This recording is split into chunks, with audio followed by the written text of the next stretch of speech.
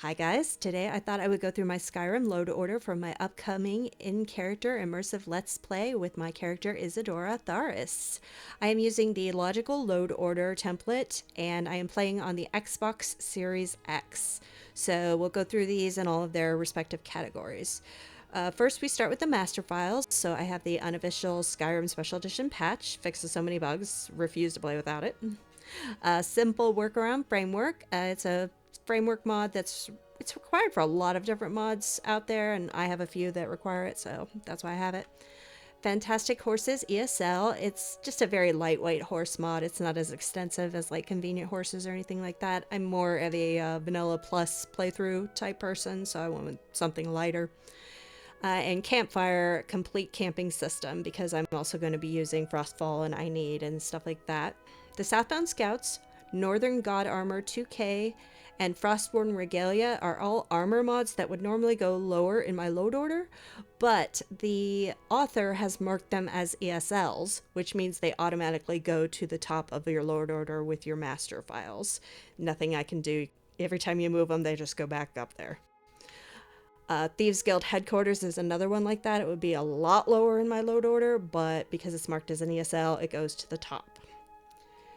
Next category is foundations. So I have campfire spooning, swapped animations, so I can get me some cuddles at camp.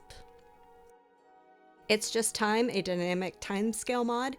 I just adjust the timescale a little bit. Some things take a little longer, some things take less time. It just kind of balances the time out a little bit more. I like the changes it makes. Frostfall. And I Need Food, Water, and Sleep Continued. I'm using the continued version because it's more up to date and has more bug fixes. Divine Interventions, a testing assistant. It's like another type of cheat room, basically. It's pretty lightweight and stuff. I don't really use it that much. I have it more as just in case, because I've had some weird stuff happen with the Daedric artifacts going missing and things, and I'm like, well, if that happens, at least I can go get whatever I'm missing. And debug menu. This is kind of Xbox's version of the console that people have on PC. It's not as extensive, but you can use it to kind of help with things if you need to fix an issue.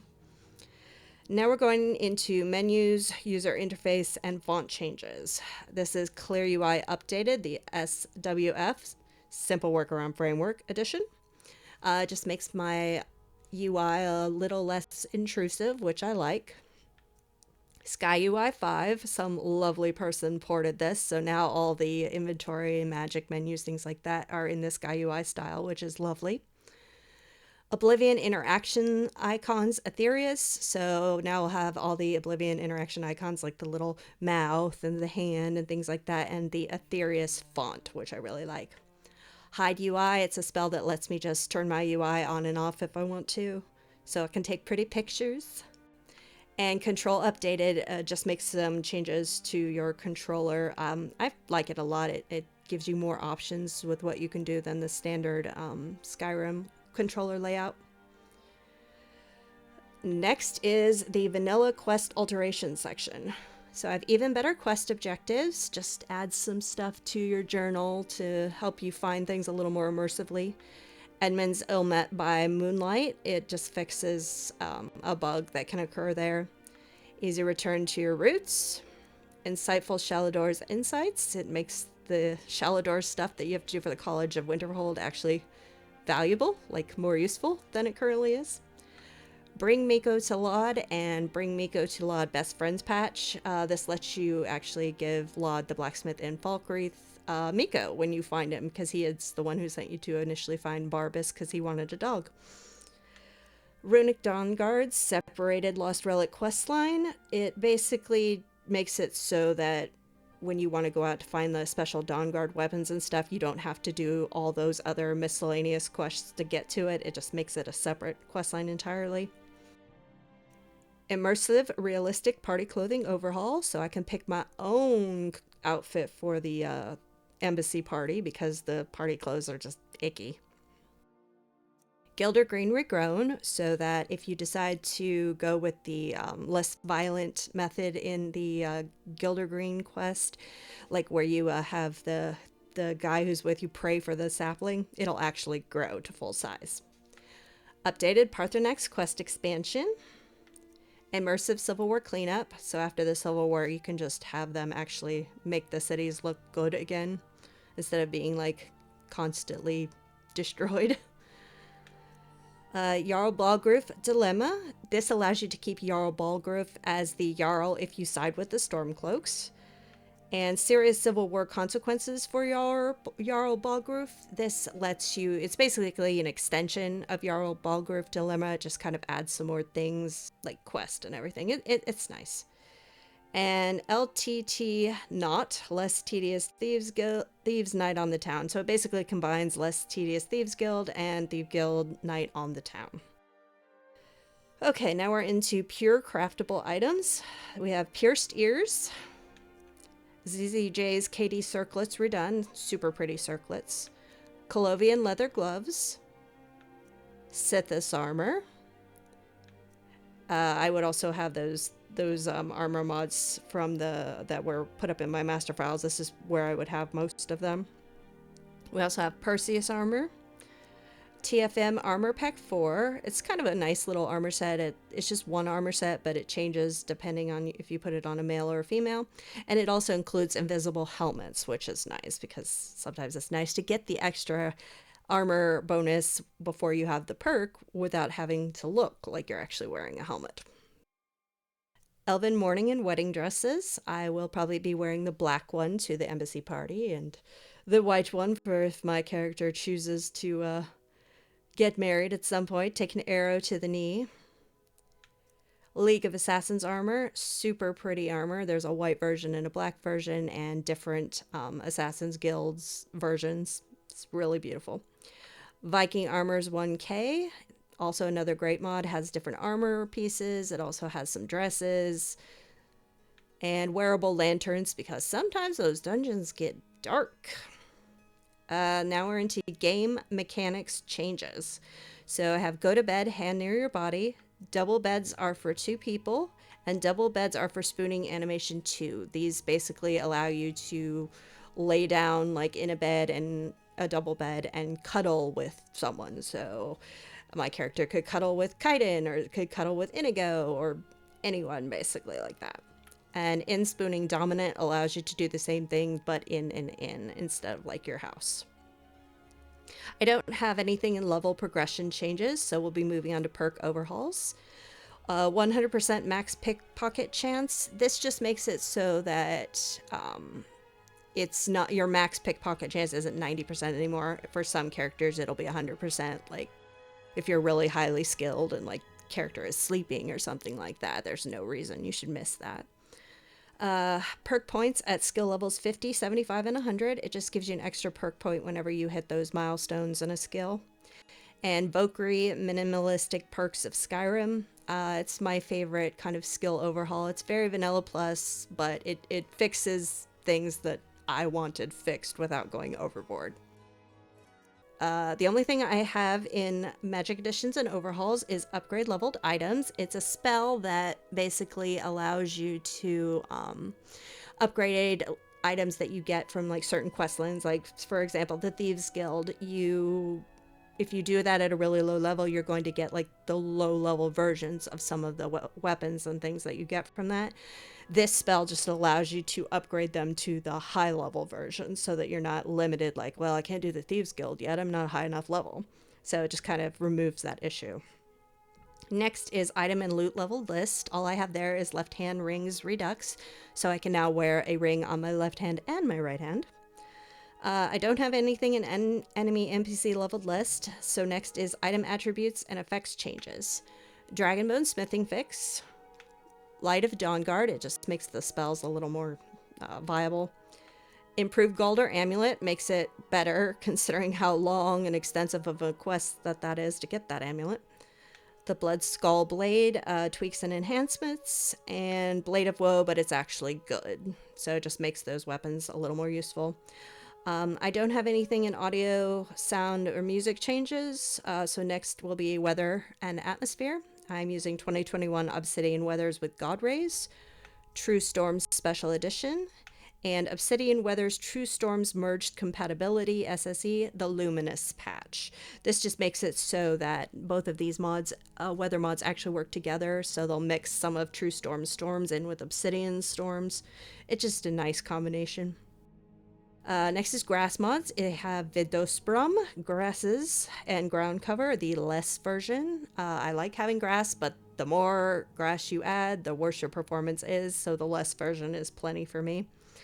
Landscape and grass fixes is the next category. So I have landscape fixes for grass mods and no gracias, just kind of removes grass from places it shouldn't be. Next category is idols and animations. So I have YY animations, natural jump, because the vanilla jump looks kind of silly, and I will be playing in third person. Gritty animations, Requiem, just changes a lot of the animations that your character and NPCs makes to make them look a little more natural. 360 walk and run standalone, so I can actually run or walk at the camera if I want to, which is kind of nice for like screenshots sometimes. Vannergand animations, female idol walk and run, just gives me a nicer female idol and I'll walk and run. Player blink fix and gesture animation remix just adds a lot more gestures and stuff to NPCs and stuff. Next is skeletons, skin and body, mesh, and textures. Okay, so there's a reason why Iniko is here. And Kaiden 2.1.1 is also here. So apparently Kaiden's mod, Kaiden 2.1.1 can cause neck seams and stuff unless all your skins and stuff are directly under it. So I have to put Kaiden at the top here, and Inigo's above that because he and Kaiden have some interactions and stuff. So it's just the order that I wanted to get right. So the first one is Inigo, and then Inigo Official Patch SE, and then Kaiden 2.1.1. And then here comes all the different skin and body mods and stuff that I'm using. I have UNP Female Armors and Clothing Refitter. Loverboy Default 2K for my boys. It includes a body and skin textures. Makes them look nice, but not too smooth. Diamond 99 and Maven 2 female body. This is my female body. And then Reverie female textures UNP 2K. So my body mod and my texture mod for my females are separate instead of combined like they were for the males.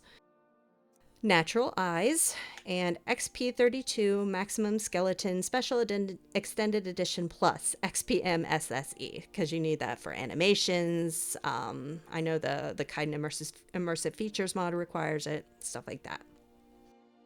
Next is General Mesh and Texture Fixes and Overhauls. So I have Hearthfire Display Case Fix, so you can actually use them. Divergence Dwemer Metal 512. Skytone Runes 512, Skytone Alchemy and Enchanting Tables 512, and Skystones Standing Stones Alternate 512. The Skytones are all Divergence mods as well. He's just kind of renaming them to Skytone from Divergence.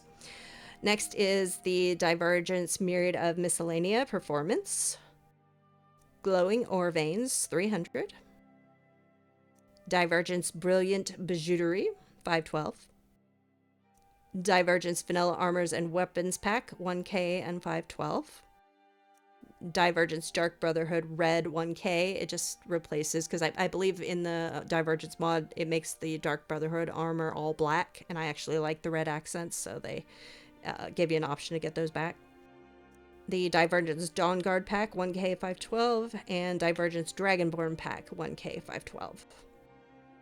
Then I have Elaborately Opulent Textiles. This basically makes all the clothing and the mage robes look a lot prettier. I'm probably going to mispronounce this, but Kukatsuo Thane Weapon Replacer just makes the Thane weapons that you get look different. They're kind of unique instead of just being some random axe with an enchantment on it. Stormlord Reshaped 1K. This is a replacer for Ulfric's armor. Looks a lot nicer. Wolven Armor Replacer. This replaces the companion armor. I've never been a huge fan of the way the companion's armor looks, so I just switched it to this, which I think looks really cool. Then Divergence Compendium of Beasts AIO 1K. Makes all the animals look cool. Lock graduation type B, it just adds a few little lines to locks, makes lock picking a little more user friendly. Dark Ages Trees of the North, and Aspens Ablaze, the Autumn Edition 2K1K. Dark Ages Trees of the North actually has aspens in them, but I just love the ones in Aspens Ablaze a lot more, so I just let them overwrite the aspens in Dark Ages. Eek's Renthal Flora Collection, the console-friendly version, makes some of the flowers a lot prettier. Fences that fit, they look so much better than the vanilla fences, because the vanilla fences are terrible. Northern Vanilla Farmhouses just kind of adds this kind of Nordic format to the roofs and stuff. It just looks really cool. Nordic Jarl Longhouse Replacer kind of does a similar thing. Divergence Farmhouses 1K. Sweet Stone Walls Darker. It replaces all the stone walls in the entire game with this darker, kind of more river stone look. It's really, really pretty. Rally's City Roofs. This just replaces the roofs in Whiterun, Riften, and Solitude. Chantry College of Winterhall just makes it look a lot prettier, in my opinion. Windhelm Alternative Stonewall Replacer. It replaces all the Stonewall and Windhelm with a different format, which really changes the look of the city for not many megabytes. SSG's Whiterun Stone Floor just makes the floor in Whiterun look a lot different, and it also changes a lot of the greenery to be green instead of that kind of brownish color that it was in vanilla. And Kaiden Arsenal Revamped, it changes his sword and bow to have like dragon accents and stuff on them. Okay, next is NPC AI mods. I have Simple NPC Outfit Manager. Lets me just change anybody's outfit in the game that I want to with a simple dialogue option. It's very it's not intrusive at all. So if for some reason you don't like what someone's wearing, you can tell them to change it. I got it for a very specific reason, but we'll see if I actually end up having to use it or not. Believable crime report radius. It makes the radius a little more believable, because it was so crazy if you committed a crime, like, oh, I committed a crime in Whiterun and I swear someone in Solitude saw that. So it just makes it a little smaller. Run for your lives. So if there's a dragon attack or something, the villagers will run away instead of trying to punch a dragon or something stupid like that. Lost many a shopkeeper that way. And Hearthfire attacks disabled. It just eliminates the attacks on your Hearthfire houses from like giants and wolves and skeevers and things, because I'm like, I want my house to be peaceful. I don't want to have to worry about something attacking me every time I go there. Next is NPC PC immersion mods. So the first one I have is Cutting Room Floor. Landscape for Grass mods Cutting Room Floor patch.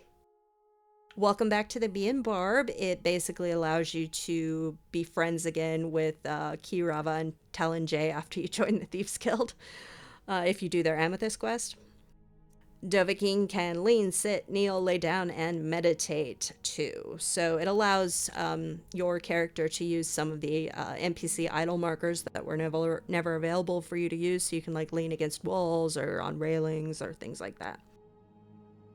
Dynamic idle markers by Hanshot first. It's a spell that allows you to add some idle markers like out in the forest if you want to relax and have your followers like do stuff. Simple follower extension FC. Apparently it allows you to have 10 humanoid and 10 pet followers at once.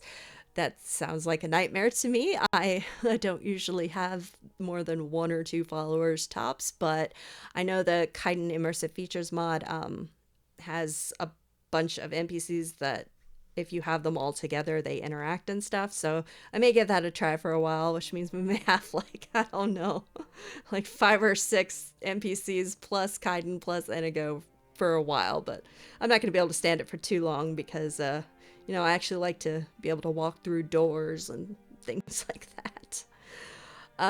Xbox One Undying Loyalty followers are essential, so it just makes all the followers that you have essential because the framework I'm using is very lightweight. It doesn't do that on its own. Better sandboxing for NPCs, so this makes it so if you have like a 2-story house or something, they'll actually use both stories instead of just staying on the first floor. Hearthfire multiple adoptions. I don't usually adopt every time. It's just kind of depends on the character I'm playing. If I do, it's usually towards the end of the game, but if I do decide to adopt, this allows me to take in, I believe, 6 urchins, and it allows me to move them anywhere, which I like, because I have some modded houses. Get overstocked and rich merchants. This just adds a bit more gold and a bit more inventory to all the merchants. You have to be careful when you're increasing how much gold merchants have, because if it's something like 32,000 or 33,000, something like that, but once they have more than that, when you sell them, it breaks them basically. When you sell them stuff, you can sell them stuff, you just won't get any money for it. I tried a different one of these, was like rich merchants with Skyrim or something in a previous playthrough, and eventually it broke all my Thieves Guild fences because they had ended up with like 40,000 gold, so they wouldn't actually give me money when I tried to sell stuff to them. It was very inconvenient. So this one's a more lightweight, doesn't go quite so high. Fairies, the light edition, and house cats from Mihail. So some fairies and some kitties will be around. Next is NPC PC facial modifications and presets, including race edits. So I have Morningstar, minimalistic races of Skyrim. It basically takes the active powers like Battle Cry or Ancestor's Wrath and basically just changes everything so that everything is a passive ability instead. I actually like it a lot better. Those passive abilities can actually be pretty useful. RS Children Optimized and RS Children Cutting Room Floor Patch. So to make the children look a little better. Beards and brows. Superior lore friendly hair. Just makes everybody's like hair texture look less, I don't know, icky. Chaos hairdos, the Mad Harridans picks. I'm the Mad Harridan, so a lovely porter friend decided to make me a mod that has 22 female hairstyles that I absolutely love. So I'll be eternally grateful to Primal Pineapple for that. The Xbox One character editor all-in-one vanilla customization pack. It basically just makes it so that you can, like you could use elven eyes on a human if you wanted to, or something like that. It just opens up all the different things. It also gives you some more hair colors, more eye colors, more skin colors, things like that. Cosmetic vampire overhaul. Bijin AIO. And Bijin AIO and USS EP patch, so I'm beautifying some characters here. Pandorable's Braelina, I always mispronounce her name. Pandorable's Dunmer Damsels, and Pandorable Mega Pack. So this overhauls most of the important NPCs and makes them look a lot nicer in my opinion. I skipped one. That would actually be Pandorable's Dunmer Damsels, then Pandorable NPCs Males 3, and then the Pandorable Mega Pack. Younger Ulfric Stormcloak. Makes him look a bit younger, and he kind of ends up looking a bit like Chris Hemsworth as Thor, which, hey, I mean, nothing wrong with that. Seranoholic 1.7 just overhauls her appearance. And Serana no hood compatibility. This basically just removes that hood that she keeps always wanting to put on. If you've modded characters before and given them modded hair, you'll know that if you put like a helmet on or a hood or anything like that, it makes your character's hair disappeared so you look bald. It looks really bad, so this just removes that issue. Kaiden Extended Edition. The Inagero marriage commentary patch for Kaiden, so he'll recognize that you got married. The Kaiden Inigo banner patch, and High Poly Kaiden Face and Body by Katarsi 2K version. It's just a really nice replacer that I really like. Next is combat overhauls. The only thing I have is better combat AI. It just makes people react a bit more naturally. Next is interior lighting and editing and additions. So first is the Lakeview Upper Kids Room, 4 beds. It's not activated yet because you have to activate it at a specific point when you're building your house, so I'll be reactivating it whenever I get to that point. Cheseree's a Lakeview Hearthfire Kitchen. It just turns that kind of pointless back room into a kitchen, so you don't have to use one of your wings to make a kitchen if you don't want to. Hearthfire Alternative Library. It adds a trapdoor to the entryway where you can go down into a subterranean library. So another one, if you don't want to use the library for one of your wings, you have an alternative. Castle Volkihar rebuilt, so you can just fix it up after you finish the Dawnguard questline. Vanilla Plus player homes. It just adds a little bit of things to the vanilla player homes. I didn't want anything really extensive. It just, adds things like ovens and things like that. Just little minor changes. Mystic Condenser updated version 2.3. This mod is lovely. I've been using it since it came out. It basically allows you to combine small vanilla potions into larger versions, so you're carrying less weight and you have more valuable potions, basically. So instead of carrying 10 minor potions of healing, you can combine those to make them major, greater, more intense potions. Very useful. They kind of show up in different places all over the game, and there's usually one in your houses, things like that. Spaghetti Palaces AIO and Spaghetti's Faction Halls AIO. Just add some changes to the palaces and faction houses. I've tried JK Skyrim. It's just a little too extensive for me. Like I said, I'm more of a vanilla plus, so the spaghetti stuff tends to fall more in line with the style I like. So after this is actually where I would have put that Thieves Guild headquarters mod that got shot to the top. So, but it's up there now, so I don't have to worry about it. Quest markers, USS EP dependent. It basically combines a bunch of different quest marker mods, like the ones for the Stones of Baron Zaya, for some of the Dawnguard artifacts, things like that, so that you actually have a quest log for those versus just go find 24 Stones of Baron Zaya somewhere, hopefully. Relighting Skyrim version 3.0, full interiors and exteriors, and updated interior lighting and FX. It just changes, like for relighting Skyrim, it just kind of fixes some of the light bulbs so that everything like lights up more naturally, and then the updated interior lighting and FX just makes the lighting a bit more natural, makes things a little bit darker where it should be darker. And then next is minor exterior area edits. So I have legendary rings, what adds like, I don't know, like 10 or 15 rings like all over Skyrim that have really cool enchantments. And Evil Mastermind Armor 1K. It's a armor that gets added up near Dawnstar. Unique single area exterior edits now. So I have Hathaway Hrothgar, the snowy version. So it adds a little shack about halfway up the 7,000 steps, because if you're using Frostfall like I am, you could die. So it's nice to have this as a kind of little area where you can chill out and warm up for a little bit before you keep going. Ivy Riverwood Well add-on just adds a cute little well to Riverwood.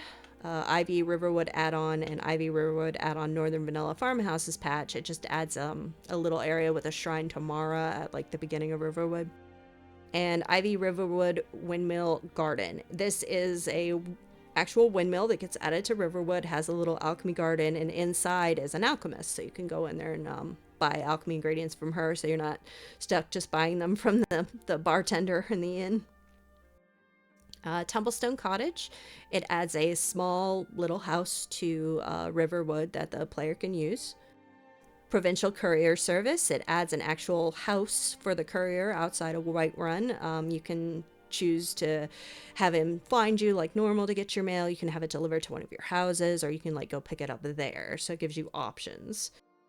The Northern Star Retreat Revisited Family Edition. It's a beautiful house near Dawnstar. I absolutely love it. So I may end up making it my permanent home. We'll see. Woodcutter's Campsite. It basically replaces that weird conjurer below your Lakeview Manor house with just a woodcutter's campsite. That way, you know, you don't have some dude trying to kill you every time you're at your house.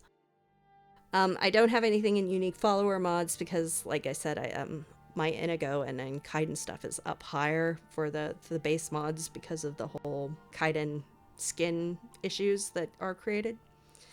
Next is City Overhauls, multi-edits to exterior. So I have Spaghetti's Orc Strongholds AIO, and Spaghetti's AIO, capitals and towns of Skyrim, prettier roads and trees in cities. So just kind of does some light overhauling to the cities.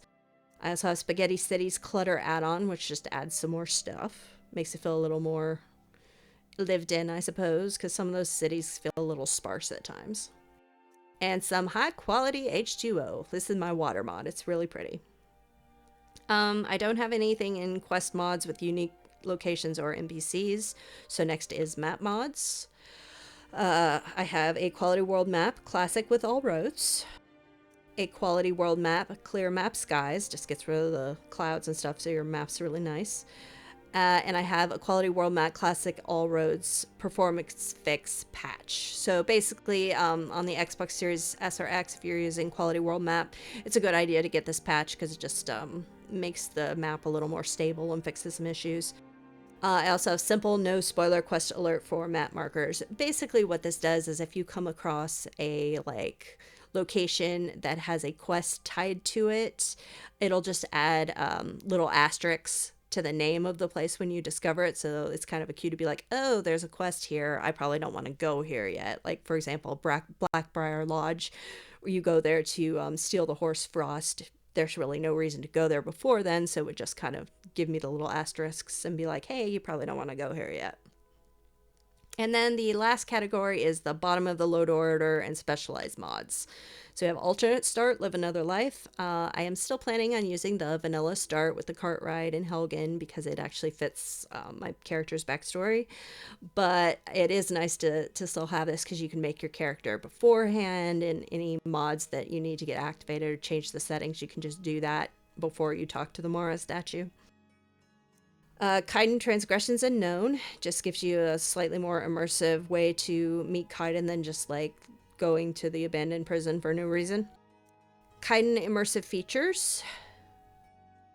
Kaiden IF Option Spell Hotfix. Deadlands Expanded, a Kaiden IF quest overhaul. This supposedly overhauls the area where his Mehrunes Dagon quest takes place. Kaiden IF Alt Exterior Tents. I guess from what I understand, so there used to be just two tents. There's like the big one and the small one, and this one now IF has added an exterior tent that he can set up for you, so for more like survival type playthrough. So this just changes the look of it.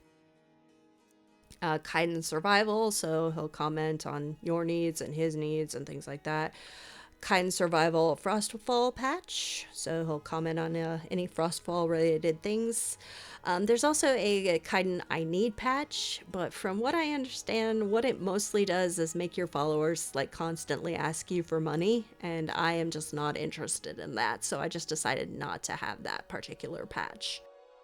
And then the IF, so Immersive Features Tent Kitty patch, I guess Kaiden has a pet cat that shows up in, I think it's the large tent, so this just makes that work.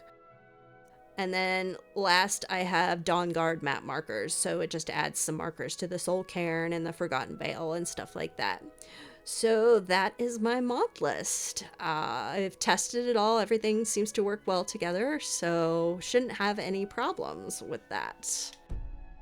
If you guys are enjoying the videos, please remember to like, comment, and subscribe. It helps me out a lot and it's very much appreciated. Thanks, guys.